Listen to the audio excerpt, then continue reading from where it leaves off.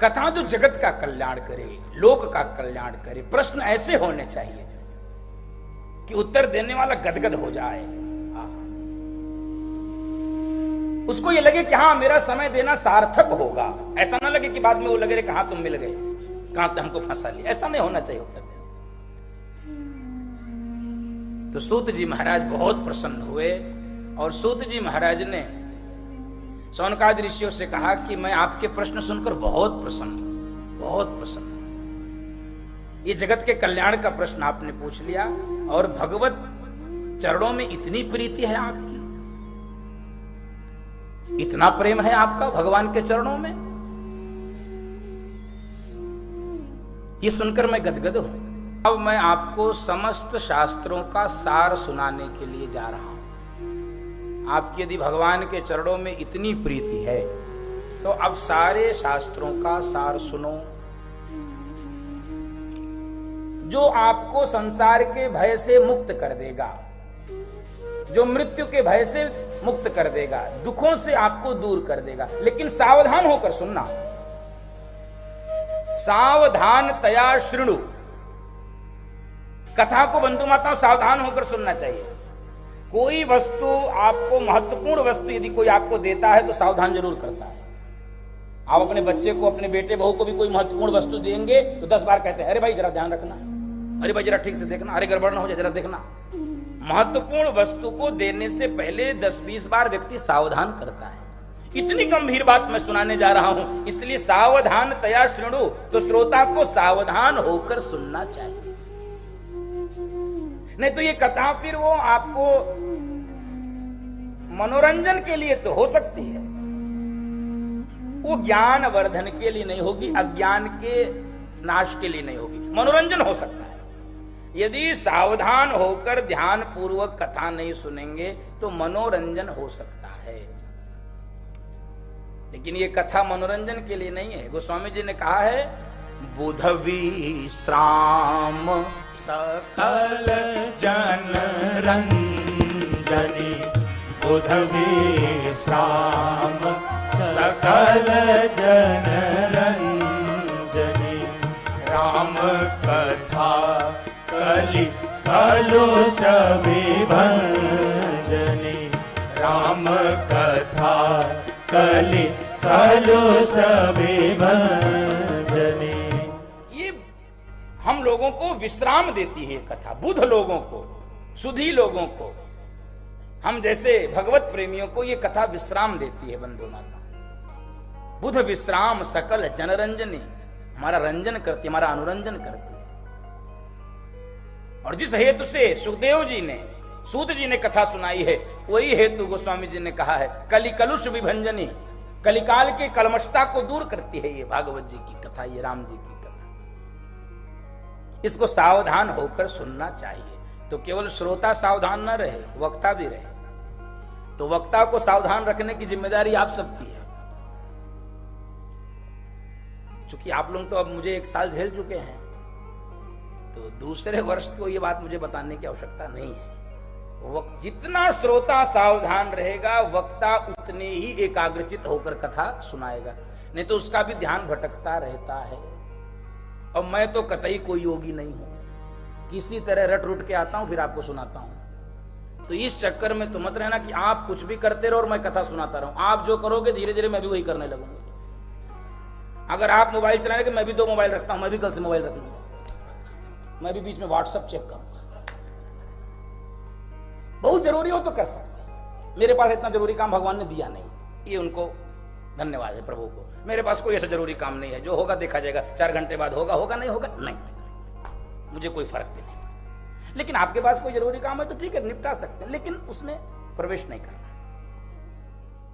इसलिए श्रोता को भी सावधान करता है वक्ता, और सावधान स्वयं रहता है।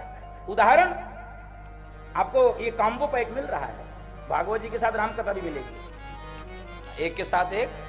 हाँ, सावधान मन करी पुनि शंकर, सावधान मन करी पुनि शंकर, लागे कहन कथा अति सुंदर लागे कहन कथा अति सुंदर। इसलिए वक्ता सावधान रहता है तो अधिकार रहता है श्रोताओं को सावधान करने का। सावधान सुनो सुमति भवानी, सावधान कर रहे, सावधान सुनो सुमति भवानी। जन्म एक दुई बतानी, सावधान सुनो सुमति भवानी। तो वक्ता भी सावधान है, श्रोता को भी सावधान कर रहा है। कथा सुनाऊंगा 2 जन्म की, यहाँ तो 24 अवतारों की कथा। 10 अवतार तो यहाँ आपको दिख रहे हैं, दर्शन हो रहे हैं। नितेश जी ने गजब सज्जा करवाई और ये सिम्मी जी ने, क्या बात, अद्भुत। 10 अवतार यहाँ आपको प्रकट रूप से दिख रहे हैं। बंधुओं माताओं, सावधान करके सूत जी सुनाने जा रहे हैं कि हे ऋषियों, इस संसार में सबसे बड़ा भय यदि मनुष्यों को है तो किसका है? मृत्यु का भय है। इस संसार में व्यक्ति डरता क्यों है? क्योंकि उसको मरना है और मरते समय वो डरता है। आप कहेंगे क्यों डरता है? यद्यपि हिम्मत जुटा के मुझे बोलना पड़ेगा। मृत्यु के समय डरता इसलिए है क्योंकि उसको जीवन भर के पाप उस समय याद आने लगते हैं। इफेक्ट है, नहीं तो क्यों डरना? ये तो ये मृत्यु लोक है। इस संसार में जो आया है उसको जाना है। आया है सो जाएगा, राजा रंक सबको जाना है। इसका नाम ही है संसरति इति संसारः। जो सरक रहा है वो संसार है, जो नित्य सरकता रहता। हम पकड़ना चाहते संसार को, उतनी तेजी से वो सरकता रहता है। आप नदी में स्नान करिए, स्नान करने के बाद अपनी मुट्ठी में रेत भरिए और सोचिए इसको घर तक ले चलेंगे तो कितना रेत घर तक पहुंचेगा? जो थोड़ा बहुत हथेली में चिपक जाएगा। हो सकता है वो भी झड़ जाएगा, हो सकता है वो भी झड़ जाएगा। इतना ही संसार आपके भी पकड़ में आएगा। पकड़ना चाहे जितना भी चाहिए, इससे ज्यादा संसार पकड़ में आता ही नहीं है। इसका नाम है संसरति इति संसार। जो सरक रहा है वो संसार है। तो इस संसार में सबसे ज्यादा भय होता है मृत्यु का भय। और मृत्यु के भय से जो दूर होना चाहता है उन लोगों के लिए महाभागवत श्री सुखदेव जी महाराज ने कलिकाल के प्राणियों के लिए इस भागवत जी को प्रकट किया है। काल व्याल मुखग्रास त्रास निर्णाश हेतवे श्रीमद्भागवतम शास्त्रम कलौ कीरेण भाषितम। कीरेण शुकेन, कीरेण यानी शुकदेव, शुकेन। और तोता बोलता बहुत मीठा है, लेकिन बोलता वही है जो उसको सिखाया जाता है। दर्शन कीजिए, तोता क्या बोलता है? जो उसको सिखाया। पट्टू राम राम, हाँ राम राम, राधे राधे, जो सिखाओगे वही बोलता है तोता। तो ये जो फल है भागवत रूपी फल, ये जो तोता है ये मनमुखी नहीं है, ये आचार्य परंपरा से प्राप्त भागवत जी की कथा है। इसलिए कह रहे हैं कलौ कीरेण भाषितम, यानी सुखदेव जी को जो भागवत जी की कथा प्राप्त है, जिसको परीक्षित जी को सुनाया और जिसको सूत जी शौनकादि ऋषियों को सुना रहे हैं, वो आचार्य परंपरा से प्राप्त फल है, मनमुखी नहीं है। ये कोई मन गढ़ंत कथा नहीं सुनाई जा रही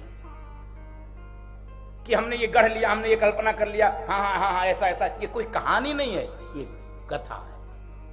कथा और कहानी में अंतर होता है। कहानी काल्पनिक होती है, कथा यथार्थ का चित्रण होता है शब्दावली से, किसी ऋषि के, किसी कवि।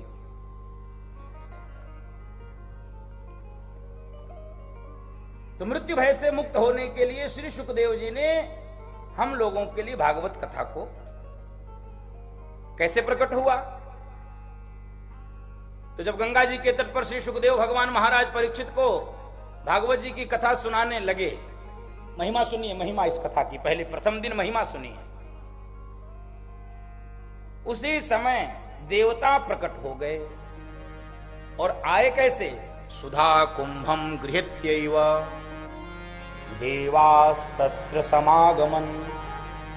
खाली हाथ नहीं आए देवता, स्वर्ग के देवता हाथ में स्वर्ग का अमृत लेकर चले आए और सुखदेव जी से कहने लगे, गुरुजी आप परीक्षित को कथा सुनाने जा रहे हो, मृत्यु के भय से ये भयाक्रांत है, तो सुनो, इसको स्वर्ग का अमृत पिला दो और ये कथा हमको दे दो। सुखदेव जी कहे, ये देवता कब से इतने परमार्थी हो गए? दधीची मुनि को प्रणाम करने के लिए गए, हड्डी मांग के ले आए। ये कब से इतने परमार्थी हो गए? इनके तो स्वभाव में परमार्थ नहीं है। परमार्थ करना बहुत कठिन होता है, और ये संसार स्वार्थ से चल रहा है।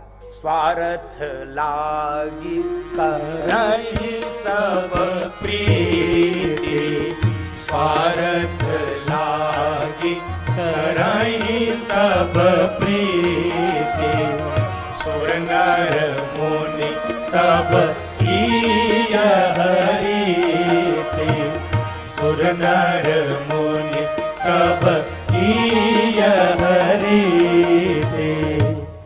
स्वार्थ के वशीभूत हैं ये देवता, ये कैसे परमार्थी हो गए? ये लेकर आ गए जिस अमृत के लिए इतना भारी देवासुर संग्राम हुआ, जिस अमृत की बूंदें जहां जहां छलकी वहां कुंभ का मेला चल रहा है। बंधु माताओं, वही कुंभ चल रहा है। 4 स्थानों पर वो अमृत छलका, प्रयागराज, हरिद्वार, उज्जैन और नासिक, वही कुंभ का मेला चल रहा है। उस स्वर्ग के अमृत को इतनी आसानी से ये लाके दे रहे हैं, समझ गए कुछ न कुछ इनका हिडन एजेंडा होगा। कई बार हिडन वाला समझ में नहीं आता है, इस संसार में भी समझ में नहीं आता है। थोड़ी ये सब कठिन बातें, कठोर बातें बोलने से मैं थोड़ा, इस संसार में भी बहुत लोग बाहर बहुत कुछ करते हैं, पीछे कुछ और उसका हेतु होता है। हाँ, तो इनका कोई जरूर छिपा हुआ उद्देश्य होगा कि ये स्वर्ग के अमृत को लेकर आए। जब उन्होंने कहा कि ये अमृत पिला दीजिए परीक्षित जी को और ये कथा का अमृत हमको दे दीजिए, ओहो, तब सुखदेव जी ने कहा, हे देवताओं, श्रद्धालु बनकर आए होते, जिज्ञासु बनकर आए होते, पिपासु बनकर आए होते तो हम तुमको भी ये कथा सुना देते। तुम ठगने आए हो, तुम व्यापार करने आए, सौदा करने आए हो, और सौदा भी, लेन देन भी, विनिमय भी सामान्य मूल्य की वस्तुओं में होता है। सामान्य मूल्य की वस्तुओं में ही आदान प्रदान होता है, लेन देन होता है। तो ये तुम्हारा स्वर्ग का अमृत और ये कथामृत, इसकी कोई तुलना है? क्व सुधा क्व कथा लोके, क्व काचः क्व मणिर्महान, ब्रह्मरातो विचार्यैवं तदा देवांजहासः। अब सुखदेव जी की जरा तुलना देखिए। सुखदेव जी कह रहे हैं, अरे स्वर्ग का अमृत 2 कौड़ी के कांच के टुकड़े के समान, और ये कथा अमृत बहुमूल्य हीरे जवाहरात के समान, इसकी कोई तुलना हो सकती है? इसलिए कथामृत कितना महत्वपूर्ण है, ये सुखदेव जी ने विचार करके देख लिया, हम लोग भी विचार करके देख ले। सुधामृत और कथामृत 2 प्रकार के अमृत हैं, जरा कल्पना कर लीजिए, विचार कर लीजिए। सुधामृत श्रेष्ठ है कि कथामृत श्रेष्ठ है? जब व्यक्ति पुण्य कमा के ऊपर जाता है स्वर्ग में, तब उसको स्वर्ग का अमृत मिलता है, ऐसा आपने सुना होगा, हमने भी सुना है। फिर जब उसके पुण्य क्षीण होने लगते हैं तो फिर से वो आके संसार में टपक जाता है। क्षीणे पुण्य मृत्यु लोकम विशंति, पुण्य के क्षीण होने पर व्यक्ति आके धरती पर फिर धड़ाम से गिरता है। ये है स्वर्ग का अमृत। और कथामृत, जीवन भर भी यदि कोई पाप करे और कथामृत के आस्वादन से अपने जीवन को उपकृत कर ले, तो ये पापों का क्षरण करने वाली कथा है और वो पुण्यों का क्षरण करने वाला अमृत है। ये अंतर है। ये पापों का नाश करती है। आपने आरती में क्या गाया? भागवत भगवान की है आरती, पापियों के पाप को, स्पष्ट है। दूसरा अंतर समझिए, ये सुधामृत जो है, स्वर्ग का अमृत, ये दीर्घ जीवी बनाता है। कैसा जीवन? दीर्घ जीवी। और कथामृत दिव्य जीवी। तो मैं कहता हूं, जीवन लंबा हो न हो ये महत्वपूर्ण नहीं है, जीवन गहरा होना चाहिए। जीवन सफल हो न हो ये महत्वपूर्ण नहीं है, जीवन सार्थक होना चाहिए। बहुत लंबा जीवन जी, 90 साल। लोगों ने पूछा किए क्या? तो हमारे इलाहाबाद विश्वविद्यालय में एक प्रोफेसर हुए, कवि भी हुए, फिराक गोरखपुरी। वो कहते थे क्या किए, कहे बीए किए और नौकरी किए और शादी किए और बच्चा किए और फिर मर गए। 90 साल जिए तो किए क्या, यही 4 काम। तो क्या यही करने के लिए हम आए? तो हमारा जीवन दिव्य होना चाहिए, दीर्घ नहीं होना चाहिए। दूसरा तीसरा अंतर देखिए, अमरत्व प्रदान करेगा ये सुधामृत, स्वर्ग का अमृत क्या प्रदान करेगा? अमरत्व। और ये कथामृत अभयत्व, अभय प्रदान करेगा। आपको मृत्यु के भय से अभय कर देगा, मुक्त कर देगा। ये कथामृत की विशेषता है, वो स्वर्ग की। और सुनो, सबसे बड़ी विशेषता तो मैं छोड़ दिया, उसके लिए मरना पड़ेगा, वो कोई चाहता नहीं। मैंने ऐसे लोगों को देखा 90 वर्ष के रहते हैं और कहते तो रहते हैं कि हे भगवान, अब महाराज जी, अब बस अब नहीं रहे, अब तो जाना चाहिए। तो हम कहते हैं बुलाऊं तुरंत, फोन करूं? नहीं अभी नहीं, बस थोड़ा दिन और। चाहते हुए भी लगता है कि नहीं कुछ दिन और रह ले। इतना आसान थोड़ी है। तो मरने के बाद मिलेगा अमृत, और ये कथामृत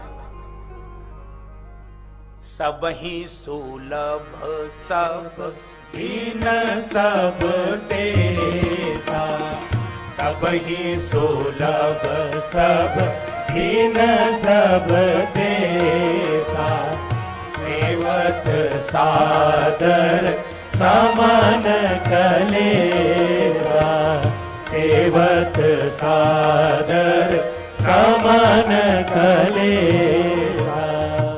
बोलिए भागवत भगवान की। तो सुखदेव जी ने डांट के देवताओं को भगा दिया। देवता जी ब्रह्मा जी के पास आए, कहे बताइए हम देव योनि में होने के बाद भी कथामृत से वंचित हैं, ऐसी क्या विशेषता है? जब देवताओं ने क्रोध प्रकट किया तो ब्रह्मा जी ने कहा सुनो तो पहले देख तो लो कि 7 दिन बाद कथा सुनने के बाद होता क्या है परीक्षित का, तब मुझसे झगड़ा करना। वो देवता कहने लगे हमको क्यों भगाया गया, क्यों सुखदेव जी ने हमको कथा नहीं सुनाई? कह रहे रुको भाई, पहले देखो इसका परिणाम क्या होता है कथा सुनने का। और 7 दिन जब सुखदेव जी ने परीक्षित जी को कथा सुनाई, और 7 दिन कथा सुनने के बाद परीक्षित जी को परम पद पाते हुए देवताओं ने देखा ब्रह्मा जी सहित, ये तो भगवान का धाम प्राप्त कर रहा है। सब कांप गए, सब चौंक गए। तब ब्रह्मा जी ने एक तराजू उठाया, तराजू के एक पड़ले पर सभी शास्त्रों को रखा और एक पड़ले पर भागवत जी को रखा। और जब तराजू उठाया तो बंधु माताओं, भागवत जी का पड़ला भारी हो गया। देवताओं ने घोषणा कर दी ये कोई ग्रंथ नहीं है, ये भगवान का वांगमय स्वरूप है। तेनेयम वांगमयी मूर्ति प्रत्यक्षावर्तते हरे। ये कोई ग्रंथ, ये कोई सामान्य किताब नहीं है बंधु माता। इसमें एक एक अक्षर में श्याम की श्यामलता समाई हुई है बंधु माता। राधा रानी की कृपा इसमें समाई हुई है। इस कारण से देवताओं ने घोषणा की मेनिरे भगवत रूपम शास्त्रम भागवतम कलौ। साक्षात श्री कृष्ण ही कलयुग के प्राणियों का उद्धार करने के लिए, कल्याण करने के लिए श्रीमद् भागवत संहिता महापुराण में आके विराजमान हो गए हैं। बोलो भक्त वत्सल भगवान की। तो ऋषियों ने कहा कि 7 दिन तक सुनने की परंपरा कैसे हुई? 7 दिन कैसी परंपरा हुई? तुषार जी ने एक दिन ज्यादा कर लिया है। हमसे कहे गुरु जी ने 8वें दिन, हम कहे मेरी कथा प्रयाग में, कहे नहीं 8 को तो जरूर से। हम कहे उस दिन करना क्या, उस दिन पंडित जी लोगों का काम, मेरा क्या काम है? कहे नहीं आपको सुंदर कांड सुनाना है। हमने कहा यार मतलब एकदम पूरा ही निचोड़ लोगे? ये जिज्ञासु वृत्ति, पिपासु वृत्ति होती है कि और थोड़ा और थोड़ा और थोड़ा। ये वृत्ति प्रशंसनीय है, अभिनंदनीय है, जो कुछ भी मिल जाए। तो 7 दिन तक सुनने की कैसी परंपरा हुई? तो सूत जी ने कहा कि सनक, सनंदन, सनातन, सनत कुमार चारों ऋषि कुमारों ने नारद जी को यह कथा सुनाकर 7 दिन की कथा सुनाने की परंपरा को प्रारंभ किया। तो ऋषियों ने कहा नारद जी 2 घड़ी से ज्यादा कहीं रुकते नहीं, नारायण नारायण करके उछलते रहते हैं, वो 7 दिन तक कैसे टिक कर सुने? कहे सुनो, एक बार की बात है कि विशालापुरी बद्रीनाथ में एकदा ही विशालायाम चत्वार ऋषयो मलाह सत्संगार्थम समायाता ददृशुस्तत्र समा नारदम। एक बार विशालापुरी बद्रीनाथ में ये चारों ऋषि कुमार सत्संग की इच्छा से भ्रमण कर रहे थे। देखो भाई, भजन, पूजन, जाप, तप ये एकांत में किया जा सकता है। कमरा बंद करो, ध्यान लगा के बैठ जाओ, किसी की जरूरत नहीं है। लेकिन सत्संग एकांत में, उसके लिए तो सत्पुरुष चाहिए ना। किसके साथ करोगे सत्संग? उसमें तो आदान प्रदान होगा ना, विचारों का, भजन का, सूत्रों का, शास्त्रों का, वचनों का, साधु वचनों का, आर्ष वचनों का। तो उसके लिए भीड़ चाहिए। भीड़ माने श्रोता चाहिए। जैसे मान लीजिए आप हमको बुला लीजिए, यहां सन्नाटा रहे, हम सुनाएंगे किसको? तो सत्संग एकांत में नहीं हो सकता, भजन हो सकता है। तो इसी इच्छा से कोई मिल जाए, ये चारों ऋषि कुमार देख रहे थे, कोई मिल, तभी इनको नारद जी दिखलाई पड़ गए।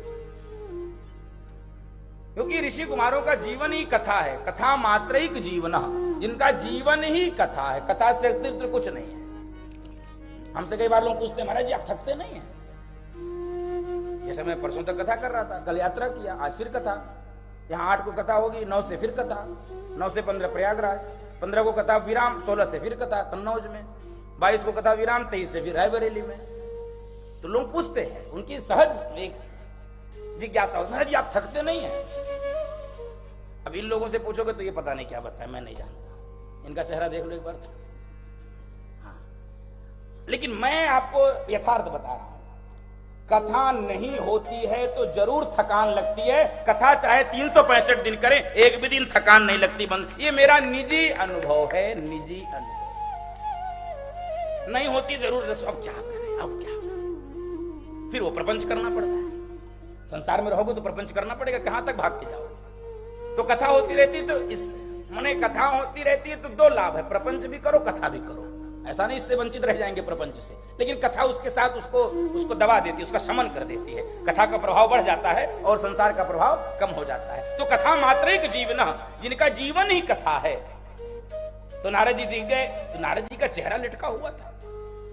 नारद जी का चेहरा उदासीन, मलिन, निराश, हताश।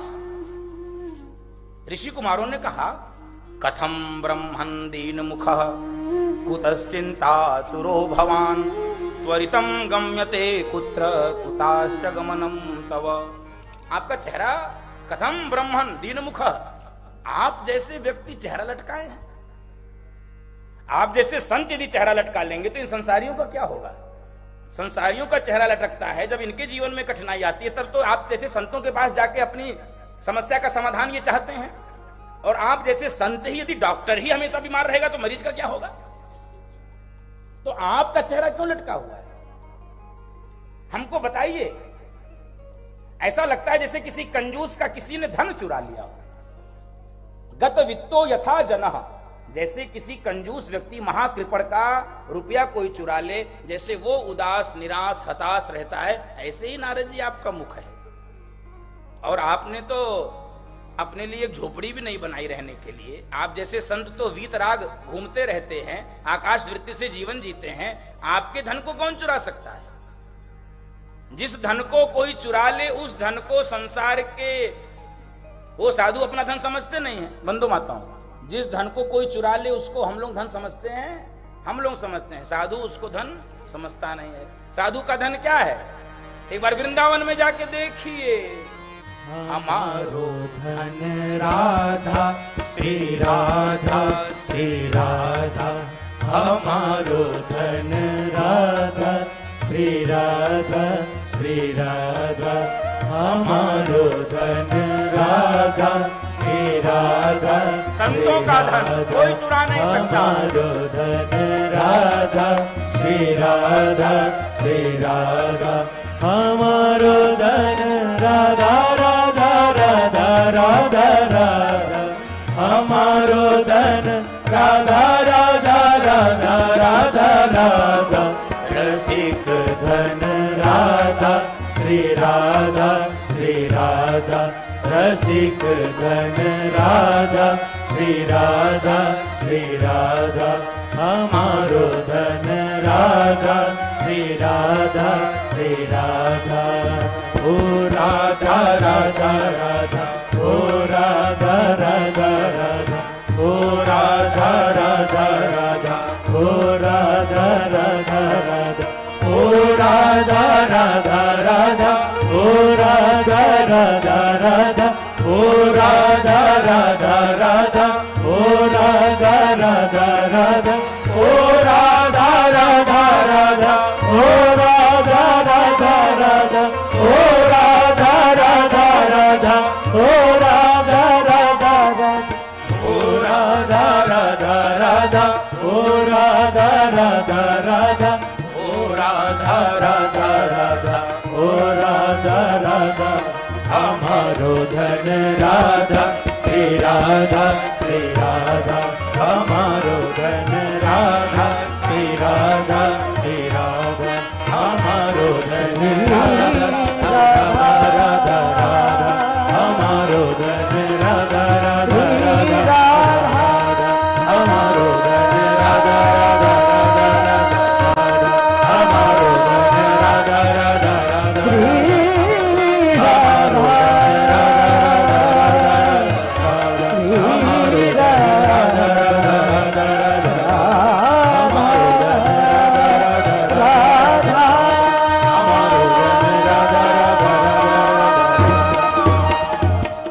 जय जय श्री राधे।